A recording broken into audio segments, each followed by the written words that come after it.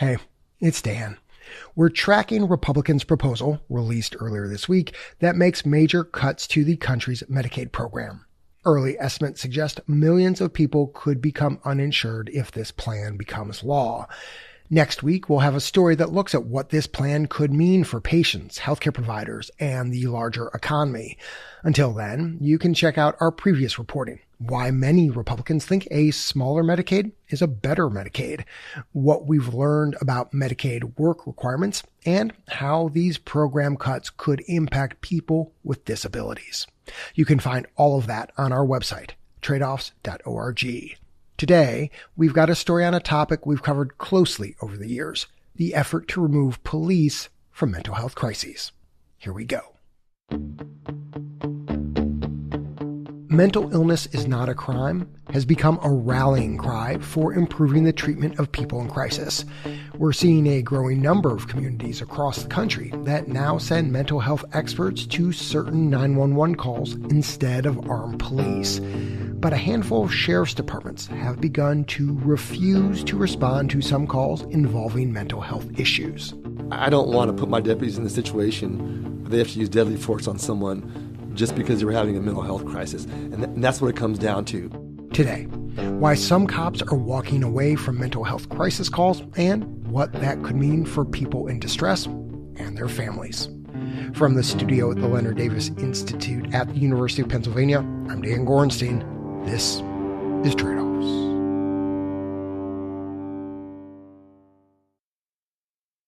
Lee Romney has been reporting on the intersection of mental health and the legal system since 2002, first at the Los Angeles Times and then as an independent journalist. So I started then covering the state hospitals, which had become almost exclusively for people who had been arrested or charged or convicted of a crime that was directly linked to their mental illness. That was already a sign that people were having to be criminalized in order to get help.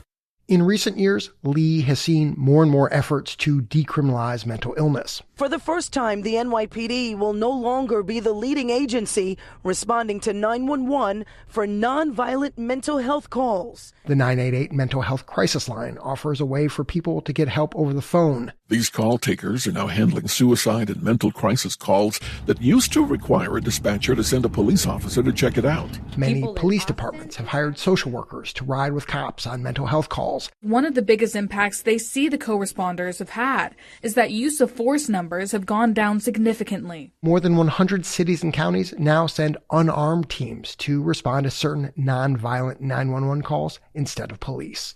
You know, there's common ground around minimizing the role of law enforcement, and that's good, and we have made progress. That's why Lee was shocked in February when she heard the sheriff of Sacramento, California, give a bold press conference. You can't keep doing what we're doing and coming to these calls.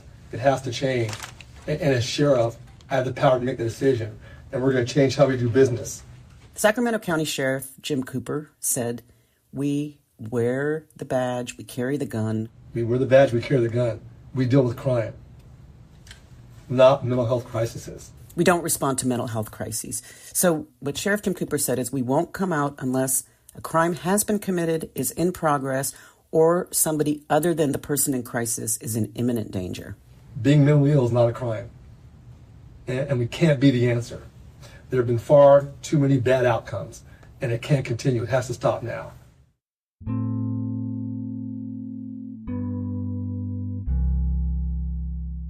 So the Sacramento Sheriff Department's new policy, only answering a mental health call if there's a crime or someone other than a person in crisis is in danger, is both, it seems to me, similar and different from what we found in our own reporting on crisis response. Like on the one hand, as you know, Lee, it's become pretty common to hear law enforcement officials agree that there are better people to respond to these emergencies. What's different, though, is the suggestion that police basically have no role. I mean, most cops, when they talk about mental health crisis calls, will tell you that they're loath to give up any control. As someone who's covered this movement, how big of a shift was this Sacramento policy compared to what you'd seen before? It seemed like he was throwing the baby out with the bathwater because there's a lot of consensus around things that do work. And I think in many departments, not all, law enforcement is recognizing that things go better for them when they collaborate with clinicians, with paramedics. And I think that's good. That's what we should be talking about. But I think he's just taken it a step beyond. For your article, which is great, and I encourage folks to check it out, you interviewed a woman named Susanna about her daughter's struggles with mental illness and how their family got caught up in Sheriff Cooper's new policy. Can you tell us a bit about Susanna and her daughter? Yeah, so Susanna's daughter is 17. She has suffered from mental illness since about 4th grade. She's on a long-acting antipsychotic. Things agitate her and upset her, and they escalate. And sometimes I do rely on the police to help de-escalate that situation, taking her to the hospital. I mean, they've even helped at times for her to take her anxiety medication. And the story you open your article with is about a particularly harrowing Friday night at Susanna's home earlier this year. What happened, Lee? Yeah, on this Friday night, it was close to midnight, she and her husband were trying to sleep, and the daughter came in, spit in the husband's face, it was in the darkened bedroom, and said, I'm going to stab you and kill you. I locked the door because she was agitated. I needed her to calm down. She went and got a knife and was saying, I have a knife, like, you better let me in this door. And my husband was like, that's it, I'm calling the cops. And he called the cops. Do you need police, fire, or an ambulance? This is a recording of the 911 call Susanna's husband made that night. My wife's daughter busted in her room and spit in my face because she's arguing with my wife, and she spit in my face. We were in the room the whole time, and she was pounding on the door, kicking it. Did she do anything else, or did she just spit in your face and go in her room? She threatened to stab me and kill me. She did threaten to stab me and kill me. She was pounding. She still couldn't get in because I was holding the door closed. And he was on the phone with the police, and the operator was like, okay. All right, I'll put in a call for service. We'll have someone out there. Give us a call back if anything escalates or changes. But the 911 dispatcher also said, hey, does she have mental health issues? And the husband said, yeah, she does. And so that, according to Sheriff Cooper's new policy, kicks it up to a supervisor who will decide, do we go to this or not?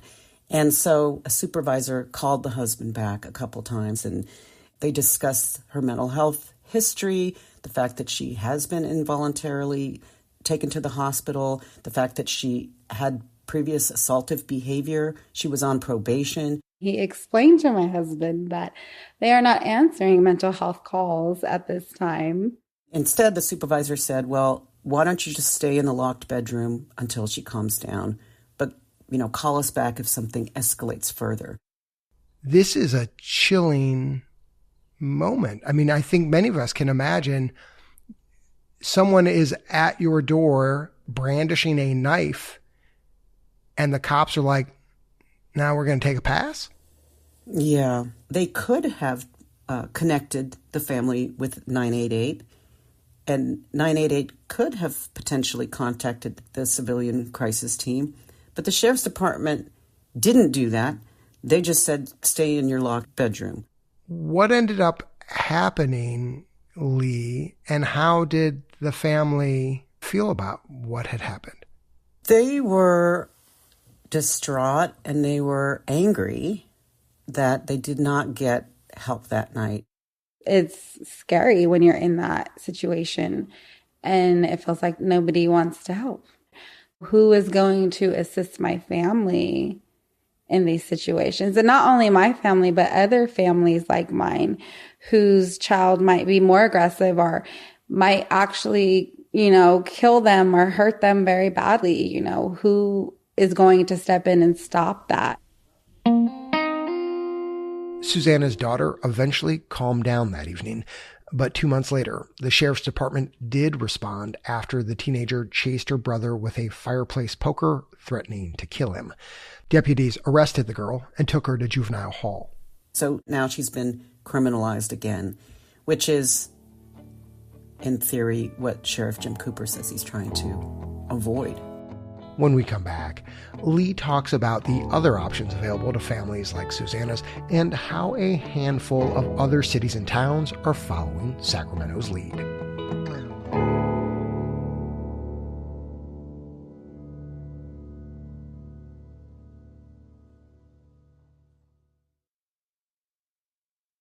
Welcome back.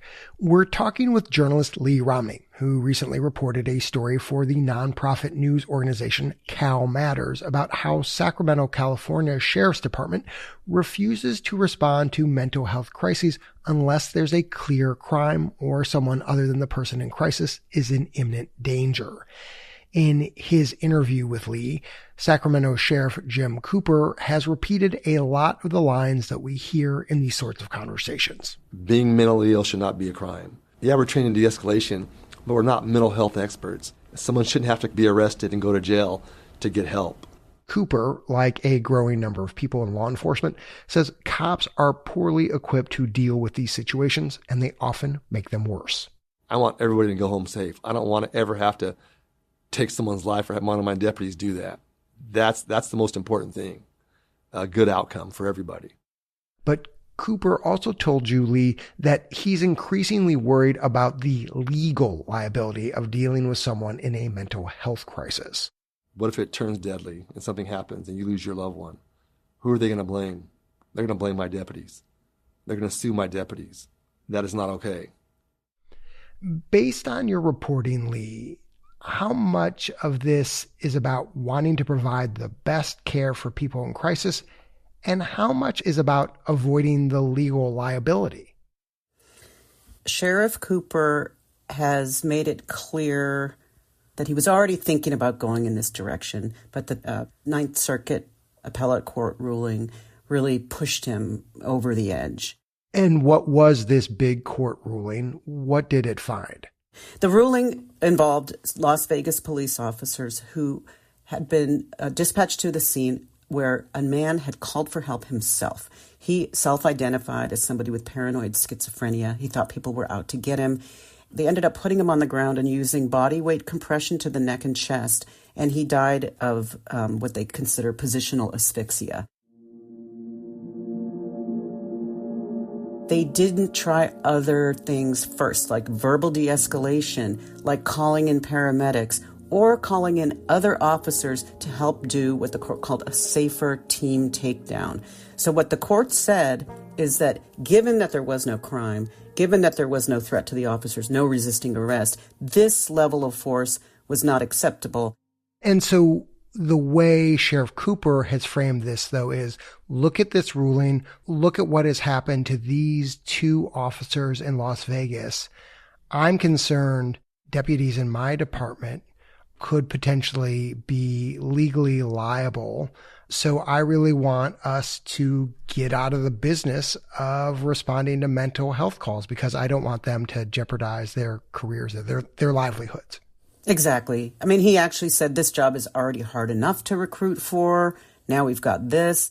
But other legal experts say this is no different than any other case. And it does not mean you can't lay hands on anyone in a non-criminal mental health call. It means that force has to be commensurate. Yes, there's a narrow allowable use of force. Yeah, you talk about this in your story, Lee, that other legal experts who advise law enforcement disagree with Sheriff Cooper and his take on this case and do not think that cops have to pull way back on mental health calls. You also quote a Sacramento Fire Battalion chief who said this policy is going to get somebody really hurt or killed. At the same time, though, right, we also know that police in America have shot and killed more than 2,000 people over the last decade who were in the middle of a mental health crisis. I've got to imagine there's some people who are really glad that the sheriff's department is walking away from these calls because of just how dangerous it can be for the people in crisis. Yes, I mean, I think that's true. I was at a conference after Sheriff Cooper went public with his decision where there were some leaders in the Pure movement who said, good, let them not come. And when you say peers, you mean folks with their own lived experience of mental illness who've been trained to help respond to these crises. Right. And I think that, especially in communities of color, people don't want to call 911. It's the last thing that they want to do. And so that's absolutely legitimate. And I think that we have come to a place where we recognize that it's not the best first response. But again, it kind of comes back to how do you triage these cases? Who do you send instead? Right. I mean, we've done a bunch of reporting on so-called alternative crisis response teams. More than 100 cities and towns around the country now send unarmed teams to respond to certain nonviolent 911 calls instead of police. Sacramento County has some of these teams. I think they're called community wellness response teams. Has Sheriff Cooper's new policy pushed Sacramento to find new ways of handling mental health calls? Yeah, it's really accelerated the effort to integrate 911 and 988 so that they can actually do like a direct warm handoff when someone calls 911 to 988. That was not happening before the policy shift. Now it is. And then the other thing is they're getting the word out about 988 and about the community wellness response teams to more people in the whole county, especially to communities of color and other communities that have had a historically fraught relationship with law enforcement. The problem is that they still see these little gaps that require law enforcement. We did some digging around and found that there are a handful of other departments that have threatened to stop responding to these calls. Some cities in Illinois, Olympia, Washington. Sacramento County appears to be the first to actually go through with it. And based on your reporting, Lee, the Orange County Sheriff's Department and a few other communities in California have followed Sacramento's lead. Do you get the sense that there's enthusiasm? There's excitement for this among law enforcement? I'm not sure I'd use that word. I guess I'd say the certain departments that have said that they aren't going to do this anymore, I think they've been waiting for a reason to back away. They get sued a lot, and they also become like the bad guy. They say we're damned if we do and we're damned if we don't. So I think that they are trying to make a point. They're trying to force a broader conversation and say, hey, it's not our job to fix the mental health crisis problem. And I think that in Sacramento County, Sheriff Cooper took this Ninth Circuit case and he put his rather blunt interpretation on it and just said, okay, we're out. You raised several big questions in your article. Questions that really most communities in the country at this point are grappling with. If mental illness is not a crime, when should law enforcement be involved? Who is best suited to safely de-escalate a mental health crisis and coax a person to accept care? What do you think Sacramento County is teaching communities across the country about what the answer is to those questions? I think it's a cautionary tale, but that it also points to the answers in the sense that, hey, we get to see what happens when they really do connect those 911 calls directly through to 988. They're going to start tracking that data, and then we'll be able to see, okay, how many civilian teams went out? How many of these cases were they able to resolve without law enforcement? There are absolutely legitimate concerns from people who don't want 911 as the response. But I think that what I'm hearing is, hey, we'll take the civilian teams, give us that. But in the absence of that, don't leave us stranded. Lee, thank you so much for taking the time to talk to us on Tradeoffs. Thank you for having me. I really appreciate the opportunity. You can find a link to Lee's full story for Cal Matters, along with our reporting on alternative crisis response, in our show notes and on our website, tradeoffs.org. You can also find a link to the new podcast Lee is working on, November in My Soul, which chronicles the history of mental illness and confinement. I'm Dan Gorenstein. This is Tradeoffs.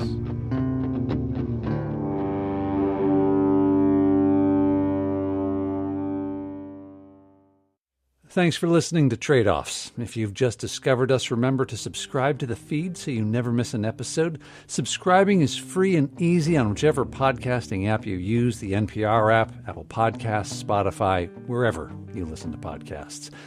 The Tradeoffs team is producers Ryan Levy and Melanie Evans, editor Deborah Franklin, executive director Jessica Silverman, marketing director Catherine Dougal, with help from Kate Seepy, Cedric Wilson, and Colleen Schenk, sound designer Andrew Perella, executive editor Dan Gorenstein, and senior producer Leslie Walker. The Tradeoffs theme song was composed by Ty Sitterman, with additional music this episode from Blue Dot Sessions and Epidemic Sound. Tradeoffs reporting for this episode was supported in part by the Sozoze Foundation. Additional thanks to Leah Pope and Amy Watson. Thanks also to all our listeners who helped to support our work, including Christopher Knight, Robert Florence, Kyla Boyce, Adam Tellier, and Martha Simmons. Our media partner is Side Effects Public Media, based at WFYI. Tradeoffs is supported by the Robert Wood Johnson Foundation, Arnold Ventures, the Gordon and Betty Moore Foundation, the Sozoze Foundation, Just Trust, West Health, the California Healthcare Foundation, the Foundation for Opioid Response Efforts, and the Leonard Davis Institute at the University of Pennsylvania. Our financial supporters are not involved in any decisions about our journalism. The views expressed in this episode are those of the individuals and not those of Tradeoffs staff, advisors, or funders.